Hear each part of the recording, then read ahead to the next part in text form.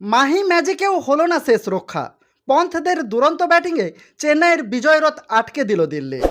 তখন চেন্নাইয়ের ইনিংসের 17তম ওভার, 6 উইকেট হারিয়ে ধুঁকছে চেন্নাই। 307 দিন পর ব্যাট হাতে নামলেন রাঁচির 42 বছরের তরতাজা তরুণ। শুধু নামলেন বললে কম বলা হয়, 4 ছক্কার ফুলঝুরিতে বিশাখাপত্তনম মাতিয়ে রাখলেন। যদিও এটা খাতায় কলমে চেন্নাইয়ের অ্যাওয়ে ম্যাচ, কিন্তু গ্যালারি দেখে সেটা বোঝার উপায় নেই। এতটাই হলুদ জার্সির ভিড়, সবাই এসেছিল একজনকেই দেখতে। সেই মাহি ম্যাজিক দেখাও গেল বিশাখাপত্তনমে। খেললেন 17 বলে 37 রানের ইনিংস, মারলেন 4টি 4 ও 3টি ছক্কা। তবে শেষ রক্ষা হলো না। 20 রানে দিল্লির কাছে হেরে মাঠ ছাড়তে হলো চেন্নাই সুপার কিংসকে। রবিবার টসে জিতে ব্যাট করার সিদ্ধান্ত নেন দিল্লির অধিনায়ক ঋষভ পান্ত। পৃথ্বী শ ও ডেভিড ওয়ার্নার ইনিংসের শুরুটা ভালোই করেন। 27 বলে 43 রান করে রবীন্দ্র জাডেজার শিকার হন। ওয়ার্নার খেললেন 35 বলে 52 রানের ইনিংস, তাকে ফেরালেন মুস্তাফিজুর।